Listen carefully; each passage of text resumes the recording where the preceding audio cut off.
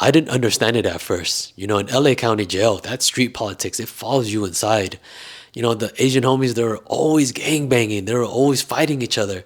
The thing was, when I went to prison, none of that existed. Like, it was the complete opposite. When I first got locked up in LA County Jail, one of the things that I noticed immediately was just the energy, among the Asians and the others. And of course, you always have like that racial tension that's really thick in the air, right? Like, that's so heavy. But alongside that is just the energy between the Asians. Now, the age range you'll come to see is like it's comprised of very young men, about 18 to about 26ers. And of course, you'll have like the sprinkle of like the older heads, maybe someone in the mid 30s or, someone that's in their 40s maybe, right? But for the most part, it's comprised of like the younger homies, and they're very loud. They walk around with like an air of like bravado, right? They're holding on to every ounce of pride that they have left. And it's completely different from how society sees us. And when you think of an Asian man and what you see on like social media, they're kind of fobby, they're kind of dorky, they're kind of nerdy, right?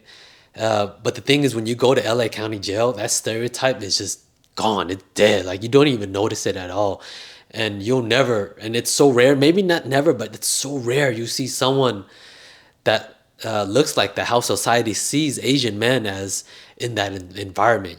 But when you're in LA County Jail, the street comes with that, right?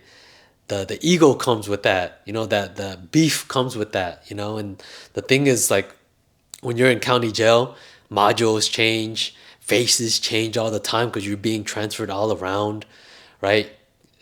Court cases just get worse. People get sentenced. Things are constantly changing all the time. The people are getting visits. People are going home.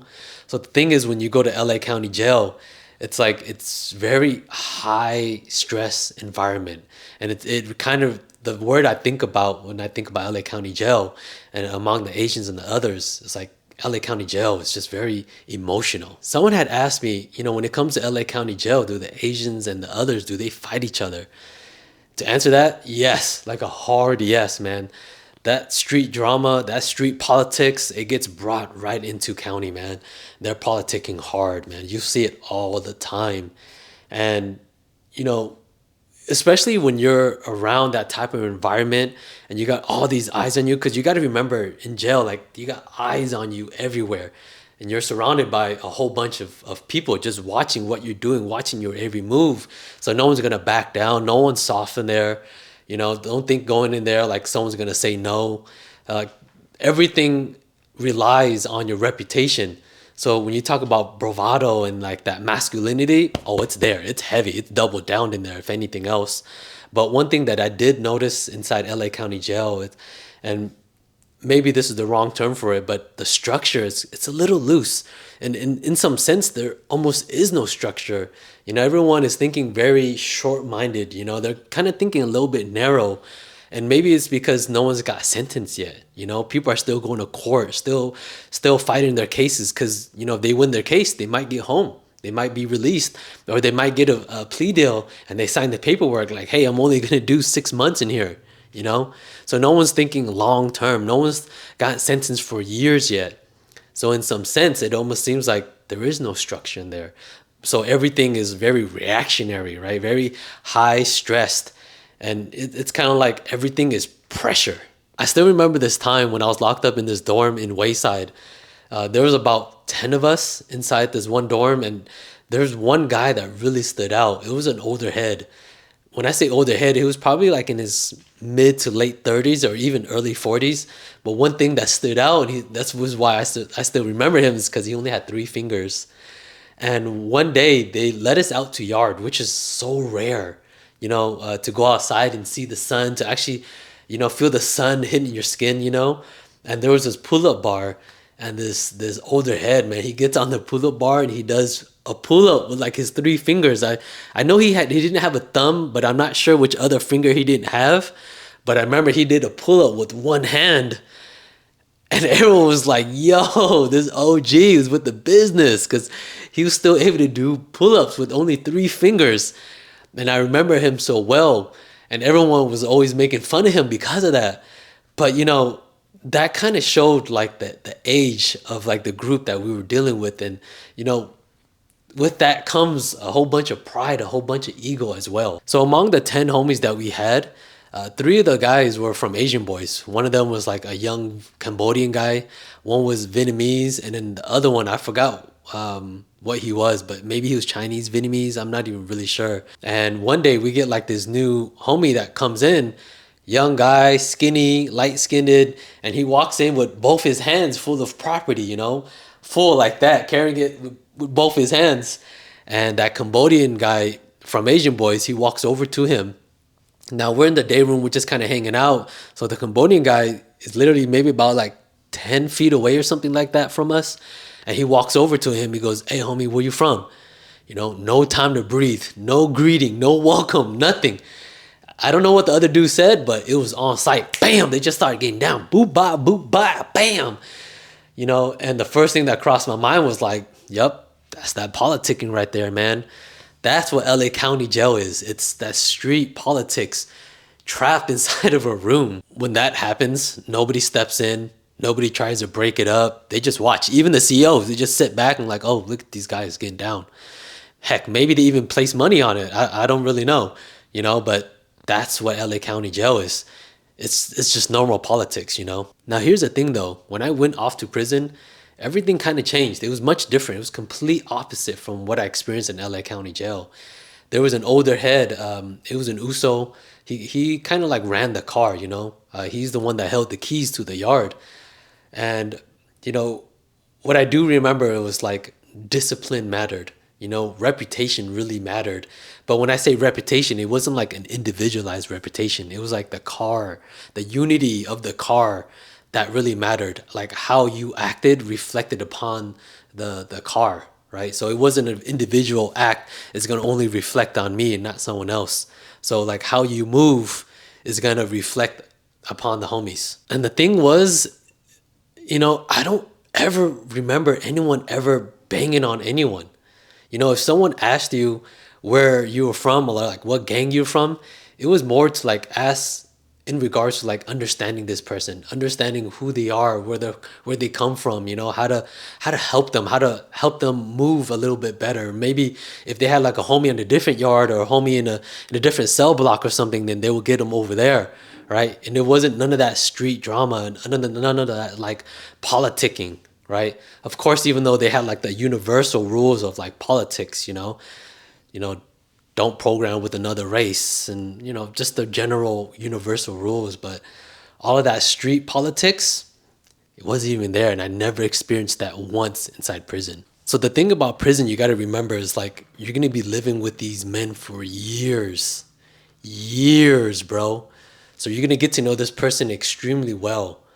And you know, when you step on the yard, you'll come to see how outnumbered the others we really are. So that's why that unity matters so much, man. That's why it's valued very highly. So all of that street politic, all of that street drama, it kind of dies away because we need that unity in order to survive, because we're going to be living not just only amongst ourselves, right, as a car among the like the others and the Asians, right? We're going to be living with a whole bunch of other guys, which we kind of, in some sense, we look at them as, I guess, quote unquote, some enemies, our rivals, right? At any moment, it could just pop off. Now we're forced to like fight against these other guys, right? Where their unit is like 10 times ours. So maybe that's the difference why there's a little bit more structure inside prison, because we're going to be living among these men where everything is a little bit more calm and patient. I remember one day in prison, we had to all go to the yard. It was required, it was mandatory. There was like a meeting, the USO called it. So we all had to go out, and we had like this spot along the field where it was like bleachers, kind of like benches, and we all sat there and we had to meet up. And, you know, among the homies in prison, we had one guy that was from like Asian Boys. There was a dude that was Hmong. I forgot what gang he was from, but I know out in the streets, he didn't get along with Asian boys. And then there was a Vietnamese guy that was there. He had like big old tattoo, Vietnamese across his chest, like a big old piece here. I know he had a personal vendetta against Asian boys. Man, I forgot his name. But out in the streets, Asian boys had this to his younger brother, and you know, did a 187. So it was something personal for him. And the thing was, if it was county or if it was like out in the streets, oh, best believe it would have popped off. The guy would have tried to catch the dude slipping and get at him. But that day, we were all talking, we all got along. They were laughing, they were joking, we all just hanging out, kicking it. And it made me think of one thing, was like, in prison, unity really isn't an option. Unity is survival. My incarceration, it taught me a couple like simple lessons. Inside LA County Jail, it teaches you how to be loud, how to have bravado, right? Because all that street politics is brought in, right? You're still gangbanging, you're still politicking, and it's just confined now in this small little space. Compared to like prison, where prison, it teaches you how to be patient, it teaches you how to be calm, because unity is required, right? Where jail, you compare to jail, where it's very reactionary, where prison, it's very reflective, because inside jail things are constantly changing, things are always in chaos, you're being transferred around, you're always going to court, you're constantly getting visits more often because it's local. And it reminds me of LA County Jail. There's so many days where you'll see someone get on that phone, they call it the stress box, and they'll call home, right? Because they're dealing with all these emotions. They're getting pissed off, they're getting mad, they're yelling, ah! And you'll see that so often, but I never once saw that inside prison. Prison, there's a much more like calmness to it, even though it can get very gritty, very violent. And in prison, there's much more reflection, much more introspection.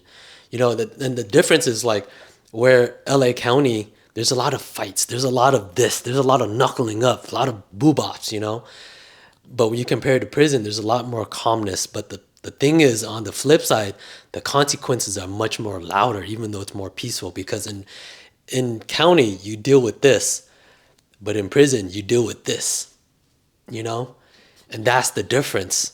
So it's like, you'll notice a lot of the older heads, when they go to prison, they do a lot of time. You'll notice they'll come home, they're much more calm. They talk in a different manner. Their tone is a little bit slower. They talk in like a lower decibel, right? And you'll see it a lot on social media, man. How these young cats, they're all over social media. They're loud. They're look at me. Let me document this crime I'm about to commit and post it on social media.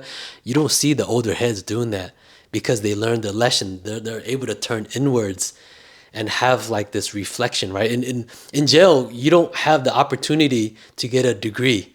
You don't get an option to like learn how to have some skills. So when you get home, you can, be part of society, right? You don't have that. In prison, you can actually earn a BA. And in recent times, actually, I've heard that you can learn tech skills. You can get into that tech space. They teach you how to, I don't know exactly what, but maybe coding, maybe cybersecurity inside a prison, inside California prisons now. So it's a much different environment, and you'll see it often. And I think that's one of the biggest lessons that I took away from prison. It taught me how to just kind of calm, how to be very focused, be very singular in my thoughts, and to actually think before I speak, because I know words have a lot of actions, a lot of consequences behind it, and you don't need action to have consequences. You could get into the same type of trouble with just doing this. And I think that's the biggest lesson that prison taught me, was to just calm down, think before I speak. And I think if a lot of people can apply that without even actually going to jail, that it could be beneficial to their lives, because life is like, one move can have you going down a different path, with just a simple slight of like talk. And it could land you in a whole different world that you never even thought possible. So yeah, that's my video right there, I wanted to make this video because someone asked me like, hey, do others, the Asians, do we get down? Do we fight against each other? And before I made this video, I wanted to just think, what I wanted to say.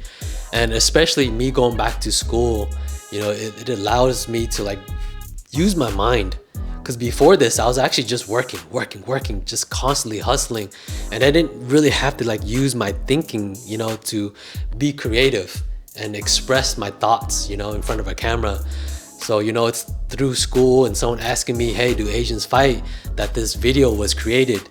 And I think, that's like the biggest takeaway is like, if a lot of the younger homies can actually use their mind a little bit more and just think about their actions and the consequences that come with it, and not just be so reactive that things might play in their favor, especially the young homies that think, the streets is everything. And they'll come to learn like, hey, gang banging is dead. That's why you see a lot of the Asian gangs, they're gone, man. You don't see them no more. They all went underground. They're all making money now. You'll see like at some parties, some of the gangs that didn't get along, some of the guys are just hanging out in one place. Though they may not like be best friends, but they have mutual friends and now they're forced to be cordial. That's what prison reminds me of, because now it's not even about what gang you're from, but now it's all about the money. And who doesn't like money, right? So at the end of the day, that's why this video was created. And hopefully, watching this video, you guys can learn a little bit something about me and about the experiences that a lot of people don't realize that happens behind the bars, man. And if that's you learned a little something, or it made you think about, your life from the past, or maybe someone else that's going through this life, or maybe someone that's in the streets, you can always support this channel, because that's what I want to do. I want to be able to help the younger generation, be the best versions of themselves by hearing other people's story, by hearing my story and applying it to their life. And if you want to support something like that, you want to help me grow this platform, build this channel up so everyone can hear this message, you can subscribe below. You can like the video, you can share this with somebody, man. You can even leave a comment. I think that's one of the best things you can do. Just a couple words, couple seconds, leave a comment, and you can really push this video out to the engagement, to the algorithm, to get some engagement. So if you want to do something like that and help me build this, you already know what you got to do, man. There's a couple buttons down below. And yeah, I hope you guys take care. Hope you guys enjoying this winter time as it gets a little bit colder, and I'll see you guys soon. Take care. Peace.